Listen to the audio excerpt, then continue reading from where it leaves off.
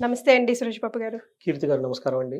ఫిబ్రవరి month అంతా ఇందాక మనం మాట్లాడుకున్నట్టుగా ఆల్మోస్ట్ అన్ని రాశుల వారికి కొంచెం స్టాండర్డ్‌గా వెళ్తా ఉంది. సామాన్యంగా యెస్. ఉందండి. పెద్దగా ఆశ్చర్యకరమైన విషయాలు లేవు. అట్లా అని ఐ మీన్ అసలు ఏం లేకుండా అయితే లేవు. లేవండి. కాకపోతే మనకి దేవుడు అందించాడు కదా!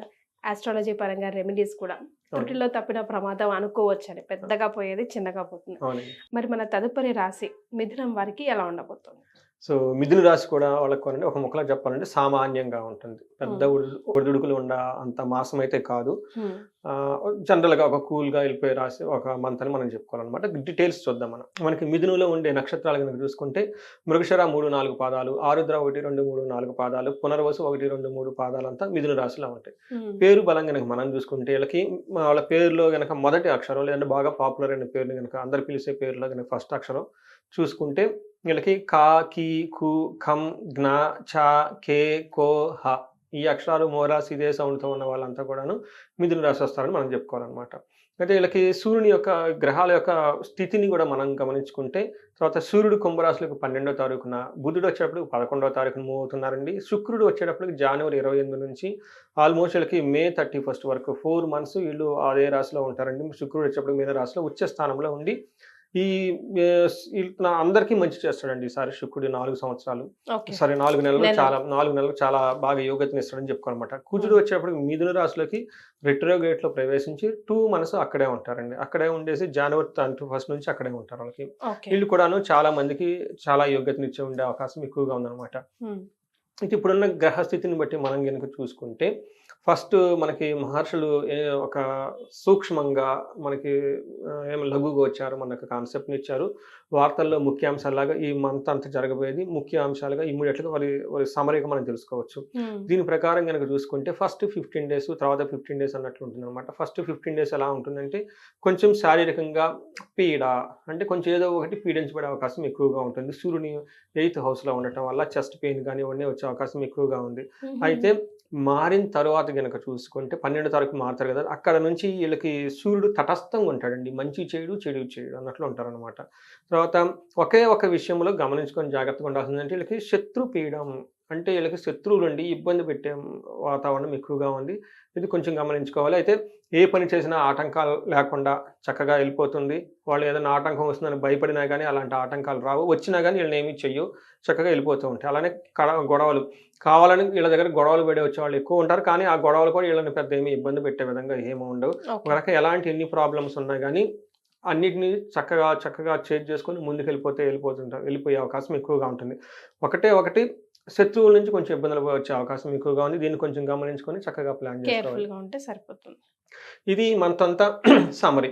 మనం డీటెయిల్స్ గనుక చూసుకుంటే గ్రహం వైస్ ఎలా ఉంటుంది ఏంటి అని చూసుకుంటే హ్మ్. వీళ్ళకి ఇది గోచార ఫలితం అనమాట. ఇందులో సూర్యుడు వీళ్ళకి ఒక రకంగా చెప్పాలంటే మిక్స్డ్ రిజల్ట్‌ని ఇస్తున్నారని చెప్పుకోవాలనమాట. ఫస్ట్ వీళ్ళకి ఓవరాల్‌గా సూర్యుడు గనక చూసుకుంటే చాలా మంచి చేస్తారు.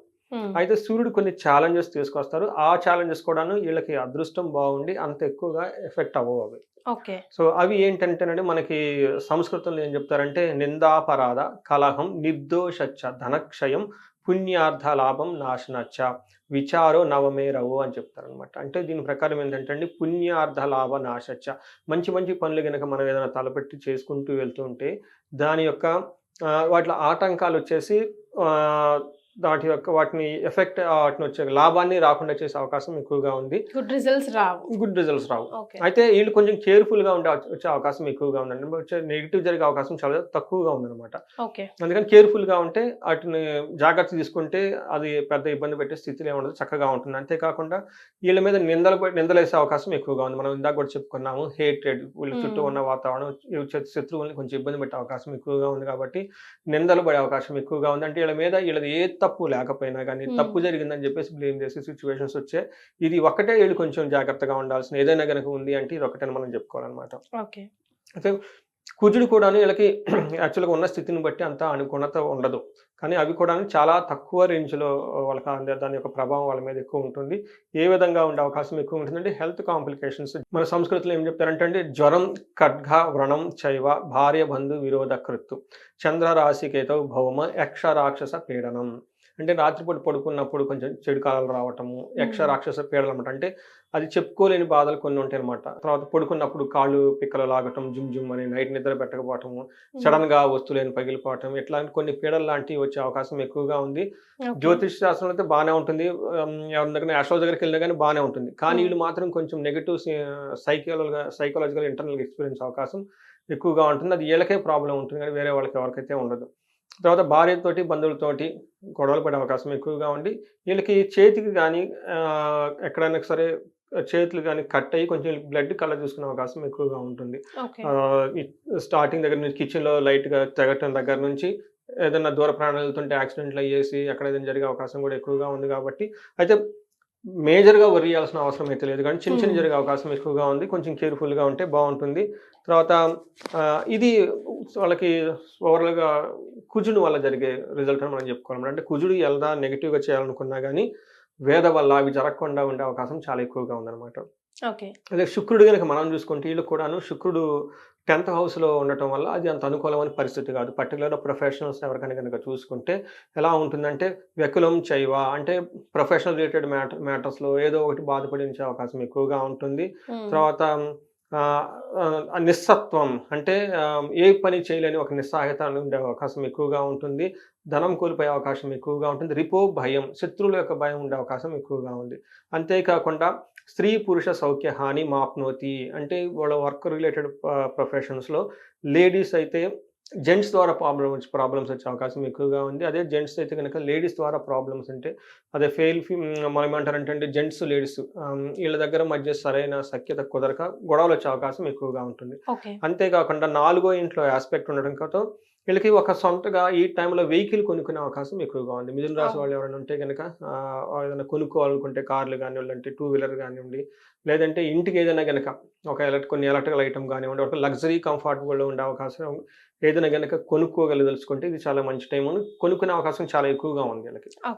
సో ఇది మనకి శుక్రుడు ఓవరాల్‌గా ఇచ్చేది 3 గ్రహాలు వాళ్ళకి ఎలాంటి రిజల్ట్ ఇస్తుందో దాన్ని బట్టి మనం తెలుసుకోవచ్చు. మరి నక్షత్రాలను బట్టి ఎలా ఉండబోతుందండి? మరి మీరు అడిగిన విధంగా అంగగోచరం మనకు కాన్సెప్ట్ ఒకటి ఉందండి. ఈ కాన్సెప్ట్ ద్వారా గనుక మనం చూసుకుంటే మృగశిర, ఆరుద్ర, పునర్వసు నక్షత్రం వాళ్ళకి ఫస్ట్ మృగశిర నక్షత్రం వాళ్ళకి 3 విషయాల్లో ఛాలెంజింగ్‌గా ఉంటుంది. 2 విషయాల్లో చాలా పాజిటివ్‌గా ఉంది. ఫస్ట్ ఎక్కడ పాజిటివ్ అంటే వస్త్ర లాభం. చక్కగా వీళ్ళకి పార్టీలకి, ఫంక్షన్స్‌కి వెళ్ళిపోయేసి కాస్ట్లీగా ఉండే బట్టలు కొనుక్కునే అవకాశం చాలా చాలా ఎక్కువగా ఉంది. అంతేకాకుండా పరవాసం ఉన్న ప్లేస్ నుంచి వేరే ప్లేస్‌కి వెళ్ళేసి అక్కడ కొన్ని రోజులు ఉండే అవకాశం ఎక్కువగా ఉంది. ఫారిన్ వెళ్ళాలనుకున్న వాళ్ళు కానివ్వండి, ఉన్న ప్లేస్ నుంచి దూరంగా వెళ్ళాలనుకున్న వాళ్ళకి, లేకుంటే మనం ఏమని చెప్తారంటే ఔటింగ్ మనకి ఎక్కడికైనా క్యాంప్ వెకేషన్‌కి వెళ్ళాలనుకున్నా కానీ ఇవంతా చాలా బాగుంటుంది వీళ్ళకి. అయితే వాళ్ళకి ఉన్న ఛాలెంజెస్ ఒకటి హెల్త్ కాంప్లికేషన్స్ వచ్చే అవకాశం ఎక్కువగా ఉంది. ఫైనాన్షియల్‌గా ట్రబుల్ పడే అవకాశం ఎక్కువగా ఉంది. కలహం, గొడవలు పడే అవకాశం కూడా ఎక్కువగా ఉంది. అయితే ఆరుద్ర నక్షత్రం వాళ్ళకి 3 విషయాల్లో పాజిటివ్‌గా ఉంది. వీళ్ళకి 2 విషయాల్లో నెగిటివ్‌గా ఉంది. ఎక్కడ పాజిటివ్ అంటే ఫస్ట్ వస్త్ర లాభం, షాపింగ్‌లన్నీ చేసేసి ఖచ్చితంగా ఏదైనా కొనుక్కుంటారు.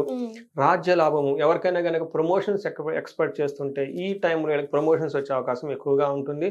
తర్వాత ఉన్న ప్లేస్ నుంచి దూరంగా వెళ్ళే అవకాశం కూడా చాలా ఎక్కువగా ఉంది. అంతేకాకుండా వీళ్ళకి ఎక్కడెక్కడ నెగెటివ్ ఉందంటేనండి దరిద్రము అంటే ఫైనాన్షియల్‌గా స్ట్రగుల్ పడే అవకాశం ఎక్కువగా ఉంటుంది. మరణ తుల్య సిట్యుయేషన్స్ అని చెప్పేసి ఏదో ఒక సిట్యుయేషన్‌లో క్రైసిస్‌లోకి వెళ్ళిపోతారు. అంటే మరణం అంటే చనిపోతారని కాదండి. వాళ్ళకున్న ఒక ప్రాజెక్టు, వాళ్ళకు డ్రీమ్ ప్రాజెక్టు, వాళ్ళు ఎప్పటి నుంచి చేసుకుందాము అనే ఒక యాస్పిరేషన్స్‌తో ఉన్న వాటిని అవి ఫుల్‌ఫిల్ అవ్వక వీళ్ళకి డిప్రెషన్ లాగా వచ్చేసి వాటిని క్రైసిస్‌లో పడేసి తీసేద్దామనే సిట్యుయేషన్స్ వచ్చే అవకాశం ఎక్కువగా ఉంటుందన్నమాట. అంతేకాకుండా మనకి పునర్వసు నక్షత్రం వాళ్ళని చూసుకుంటే వీళ్ళకి దరిద్రము, మరణము 2 విషయాల్లో నెగెటివ్‌గా ఉంటుంది. పాజిటివ్ గనుక చూసుకుంటే ప్రమోషన్స్ వచ్చే అవకాశం ఎక్కువగా ఉంటుంది. వేరే వెకేషన్ కానివ్వండి, లేదంటే కొంత లాంగ్ ట్రావెల్ చేసే అవకాశం ఎక్కువగా ఉంటుంది. ఎవరైనా వేరే చోట ఉండాలి, లేదంటే అబ్రాడ్ వెళ్ళాలనుకునే వాళ్ళకి చాలా చాలా అనుకూలంగా ఉండే టైం ఎక్కువగా ఉంది. వీళ్ళకి మంచి షాపింగ్స్ అవన్నీ చేసేసి చక్కగా బట్టలు, తర్వాత జ్యువెలరీ ఇవన్నీ కొనుక్కునే అవకాశం కూడా చాలా ఎక్కువగా ఉందండి. ఇది పునర్వసు నక్షత్రం వాళ్ళకి సంబంధించిన ఫిబ్రవరి మంత్‌లో మనకి రిజల్ట్స్. మరి మిథున రాశికి సంబంధించి ఏమైనా రెమెడీస్ సూచిస్తారా? మనకి ఆరుద్ర నక్షత్రం, పునర్వసు నక్షత్రాలకి గాయాలు జరిగే అవకాశం ఎక్కువగా ఉందండి. ఇది కూడా సూర్యుని వల్ల జరిగే అవకాశం ఎక్కువగా ఉంది.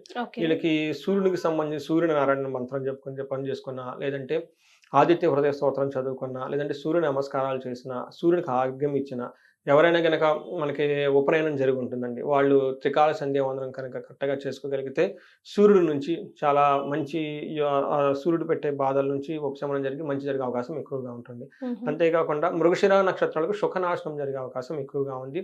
అది కూడాను ఫుల్ మంత్ అంతా శని వల్ల ఉండే అవకాశం ఎక్కువగా ఉంది కాబట్టి శనికి సంబంధించి ఈళ్ళు హనుమాన్ చాలీసా చదువుకున్న, తర్వాత శనివారం ఈ మాసం అంతా శనివారాలు మనకి గుడికెళ్ళేసి ప్రదక్షిణాలు చేసినా గాని ఆంజనేయ స్వామి గుడి చుట్టూ ఇవి జరగకుండా అవకాశం ఎక్కువగా ఉంటుంది. ఎవరైనా గనక పునర్వసు నక్షత్రం వాళ్ళకి శని నుంచి కూడాను ఎక్కువగా ఉంది కాబట్టి శనికి గనక తైలాభిషేకం చేపించుకుంటే చాలా బాగుంటుంది. మనం ఇందాక చెప్పిన విధంగా అందరికి కామన్‌గా చూస్తే వీళ్ళకి దరిద్రము అంటే ఫైనాన్షియల్ క్రైసిస్ ఉండే అవకాశం ఎక్కువగా ఉంది. సో వీటికి 2 రకాలండి. వాళ్ళకున్న మనకి పరిస్థితిని బట్టి వీళ్ళు శుక్రవారాల పూట నియమంగా ఉండగలిగితే అమ్మవారి గుడికెళ్ళేసి, లక్ష్మి గుడికెళ్ళేసి చదువుకొని చాలా దర్శనం నియమం అంటే నాన్ వెజ్ అది తినకుండా లేకపోతే అవునండి. ఒంటి పూట భోజనం చేయడం అలాగా అలాంటి గనక చేస్తే బాగుంటుంది. అంటే శుక్రవారం చాలా ఇంపార్టెంట్ అనమాట అమ్మవారికి. సో ఆ టైంలో గనక తర్వాత వీళ్ళు గనక సుహాసిని పూజ గనక చేసినగలిగితే గనక ఇంకా చాలా బాగా కలిసొచ్చే అవకాశం ఎవరైనా గనక చేస్తే చాలా బాగుంటుంది. ఫైనాన్షియల్ క్రైసిస్‌కి అంటే కొంతమందికి బిజినెస్‌లు ఉంటాయండి. కొన్ని కోట్లలో ట్రాన్సాక్షన్ జరుగుతూ ఉంటాయి. వాళ్ళు గనక కుబేర పాశుపతం హోమం గనక చేపించుకోగలిగితే ఖచ్చితంగా 3-4 మంత్స్‌లో వాళ్ళకి నష్టపోయిన ధనం వచ్చే అవకాశం ఎక్కువగా ఉంటుంది. అలానే రావాల్సిన ధనం ఎక్కడైనా గనక ఆగిపోయి ఉంటే అవన్నీ కూడా తిరిగి వచ్చే అవకాశం ఎక్కువగా ఉంటుంది. ఒక 2 డేస్ దీక్షలాగా పట్టుకొని కుబేర పాశుపతం హోమం గనక చేపించుకుంటే శ్రీ సూక్త సంపుటీకరణ మహాలక్ష్మి హోమం గనక చేపించుకోగలిగితే చాలా బాగుంటుందండి. ఎవరికైతే కలహము అని ఉందండి, తర్వాత వీళ్ళకి గొడవలు గనక ఏదైనా గనక అవుతూ ఉంటే గనక వీళ్ళకి ఆ గొడవల నుంచి శత్రువులపై విజయం రావటానికి మనకి శ్రీశైలంలో అమ్మవారి దగ్గర చండీ హోమం చేస్తారండి. అది సామూహికంగా ఉంటుంది. అది గనక చేపించుకోగలిగితే ఎలాంటి గొడవలున్నా గానీ ఆ గొడవల సమస్యల నుంచి బయటపడేసి చక్కగా లైఫ్ అనేది ఉంటదని చెప్పేసి గమనించుకోవాలండి. రైట్. సురేష్ బాబు గారు థాంక్ యూ సో మచ్ అండి. రాశి వారికి ఏ రాశి మర్చిపోయాను. మిథున.